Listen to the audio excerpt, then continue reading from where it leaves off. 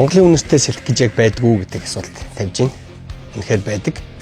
Энийг одоо яг бид нар шиг одоо ингээд байнгын гадаадаар тоглолтоор яваад буцаад Монголдо буух тэр мэдрэмжийг одоо ингээд тэгээд гэрээ сансан 2-3 сарын түүний ард гараад ирж байгаа бид нар одоо маш их гүн гүнзгий мэдэрдэг.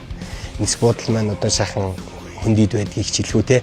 Яг буугаад ирэнгүүт яг ингээд тал хээрийн үнэр, тэр гоё өвсний гоё үнэр, тэр агаарынхын чигнээс хүртэл ингээд малын үнэр ингээд гоё аргалын утаа бүх зүйл нь ингээд хамтдаа ингээд сүлдээд үнэртэж идэг. Энийг л Монголын үнэр гэдэг шиг байгаа. Тэгээд үнэхээр Монголын үнэртэй салхи гэж байдаг. Тэгээд өөр газраас одоо дэлхийн өөр өнцөг болон бүрт явж хахад борооны үнэр чинь Монголын шиг үнэртдэггүй. Тэгээд Монголын үнэрээ хайгаад тэндээс олдгоо. Тэгээд Монголд л тэр үнэр үнэртдэг. Тэр нь яг одоо энэ хөрстөөгөө, ургамалтайгаа, агаартайгаа одоо хүн амтныхаа хүн зооныхоо энэ амьдралын хэм маягтайгаа одоо ингээд салшгүй холбоотой гэдэг юм байна гэдэг нь үнэхээр маш сайн ойлгодог. Тэгээд Монголын үнэртэй салхитай хайртай.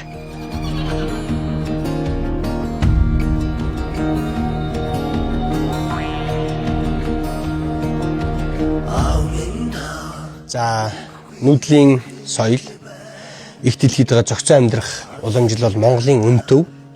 Өнөөдөр энэ үн төв дэлхийг нэг зорилгын дор нэгтгэж манай улсад одоо ингэж цуглуулж чадж байгаа нь үнэхээр чухал байна. Тэгээд манай хамтлаг бол их дэлхийгээ хамгаалъя, экосистем одоо энэ бүх нүүдлийн соёл, энэ иргэншил бүх зүйлийг одоо ингээд хамгаалахын төлөө ард нь одоо ингээд уран бүтээлийн маань ардын бүх мессежүүд явж идэг. Тийм учраас энэ хүү одоо зорилгод үнэхээр одоо бүх сэтгэлээрээ зүрхээрээ одоо нэгдэж байна. Тэгээд ийм сайхан одоо үйл ажиллагаа Монголд болж байгаад бид хүн маш их баяртай байгаа.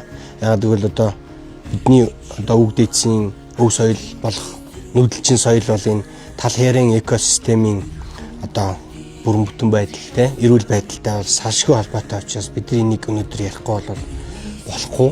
Тэгээд энэ зүйлийн чухалтайг бол манай хамтлагийн хамт олон бид хүн бол маш сайн мэддэг учраас энэ одоо хамгийн чухал зүйл одоо утгын дорж байна гэдгийг бол маш их ойлгож байна.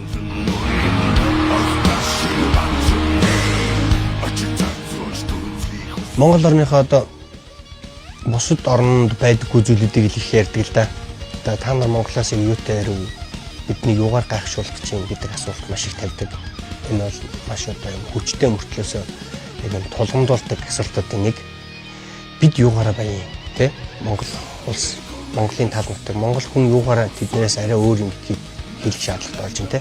Бид хөө юу гэж хариулдаг вэ гэхээр Монголын тал нутаг бол тэр жигтэй эрчим энергийн урсгалд амьдардаг юм оршдог юм тал нутаг байдаг юм аа.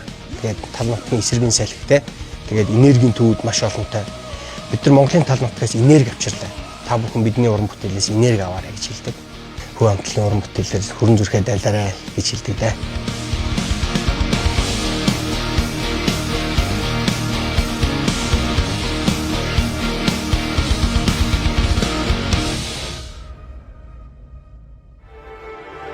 Restoring land, restoring hope. COP17, Mongolia.